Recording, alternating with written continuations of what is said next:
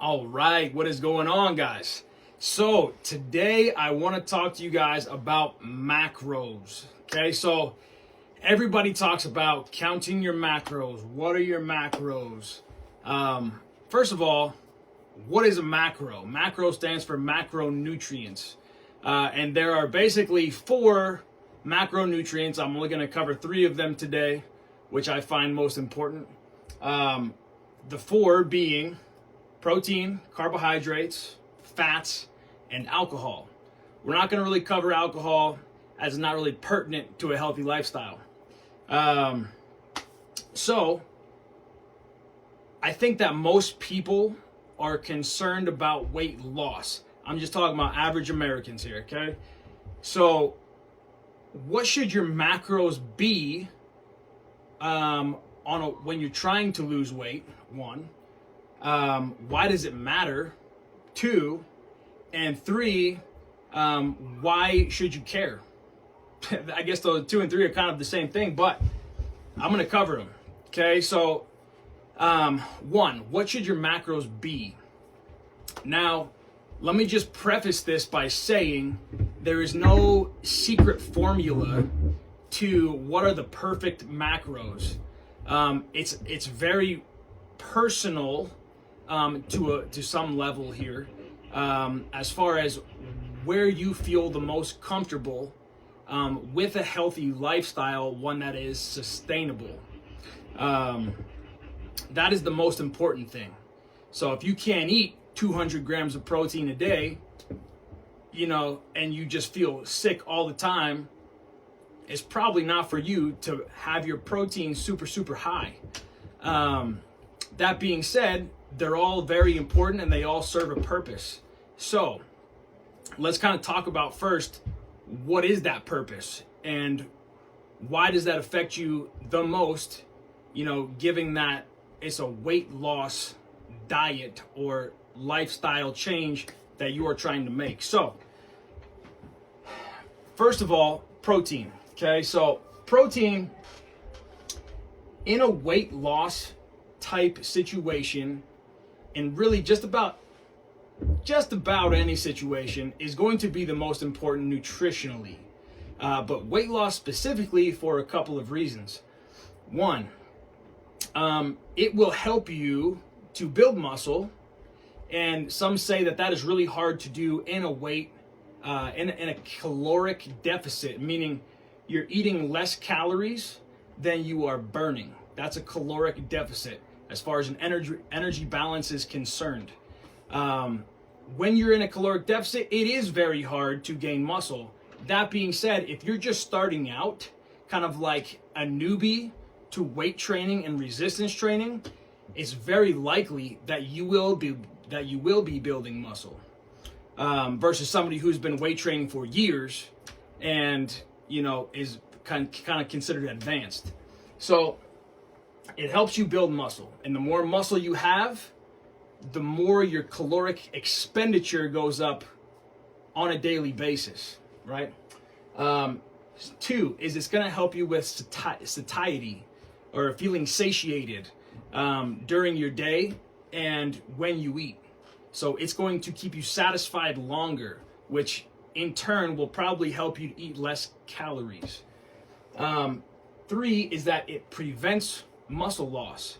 So when your body is in a deficit and you are losing weight, you want to make very sure that you hold on to as much muscle as possible. Again, the more muscle you have, the more your BMR, your basal metabolic rate, is, the more calories you spend per day keeping that muscle alive and fed, basically, right?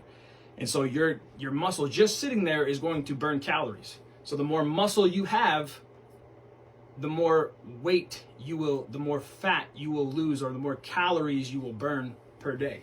So you want to hold on to that as much as possible. TEF, right? Thermic effect of food.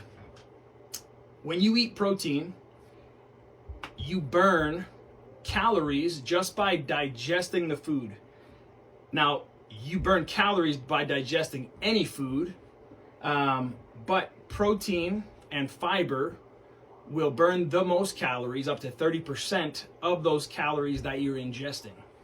And so let's say you eat 100 grams of protein, really you're going to burn 100 calories of protein. You're going to burn about 30 calories of protein digesting that food and sending it through the digestion process. So when you eat protein, again, you're going to burn more calories just by eating it. So that's protein. It's the most important one. You should be about 30 to 40% of your total caloric intake from protein. We'll go into carbs next. Carbs, you should be at about 30 to 45% of your daily caloric intake from carbohydrates. It's going to give you energy and it's going to help you recover. So why is the energy important? And again, kind of going into that question, why does it matter if you're eating high carbohydrates or low carbohydrates? One, your body is meant and really designed to run on sugar. Now, when I say sugar, I think that scares a lot of people. Oh, sugar makes you store fat. No, it doesn't. Carbohydrates, any kind of carbohydrate, whether that be broccoli, whether that be carrots, tomatoes, vegetables, fruits, grains, straight sugar out of the sugar bag, right? When it comes into your body, even though it has a different form, it all breaks down to the same thing inside of your body, which is glucose, right? So no matter what that carbohydrate is, it breaks down to glucose, whether it be broccoli or whether it be straight table sugar. So it doesn't necessarily matter what that kind of carbohydrate looks like. Now, getting into more like simple versus complex carbohydrates,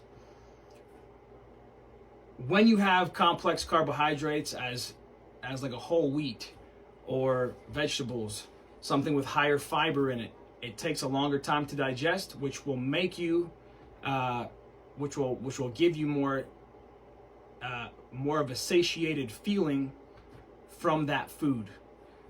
So it will again, the more satiation you feel from a food, most likely the less calories you will eat for that day, because you won't be as hungry as if you were to have straight table sugar.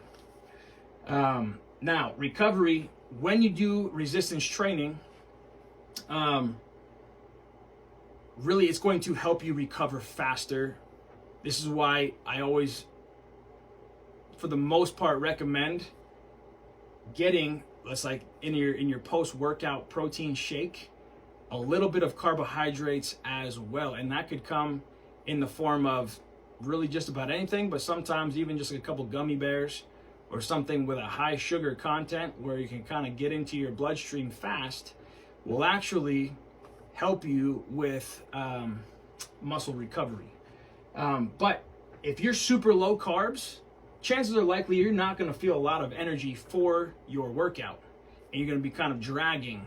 And honestly, you get kind of like brain fog sometimes when your carbohydrates are super low.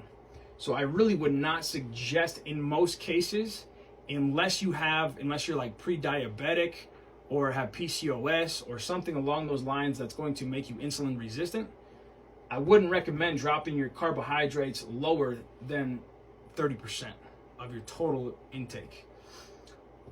So fats, you want to be between 20 and 30%. You could go as low as 15, depending on how you want to disperse your calories, but I would not recommend going lower than 15%. But typically, somewhere in that 20 to 25% range is pretty good. The reason why fats are important is it really helps you with your hormonal production. If you drop your fats super low, the hormones that you want your body to produce, estrogen, testosterone, progesterone, all of the ONs, right, are going to suffer when you drop your fats too low. Going into that as well, just a side note, sleep is also going to help your hormones a ton. Okay, so the more sleep you get, the better hormonally you will be. Nutrient absorption. What you need here is when you're taking like a multivitamin or you're taking vitamins in general, you want to get some type of fat, because there are certain vitamins that cannot be absorbed into your body without fat at the same, like a dietary fat at the same time. So when you take your multivitamin, you should really take it with like a fish oil or something along those lines that has fat in it. A whole food would be great, or even just like a little fish oil capsule, because if you don't have it, a lot of times you will not be getting the nutrients that you intend to get, because there is no fat there to help with the digestion of that vitamin. So they all serve a purpose, and you need all of them. This is why I would never recommend dropping any one of these macronutrients. They all serve a purpose, and they all are very important.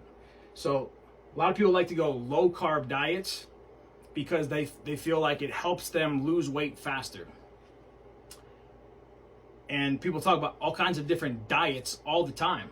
So when you do a diet, any diet will work if your calories are in a caloric deficit, meaning that your calorie expenditure is lower than your caloric output, right? Or the amount of calories you burn.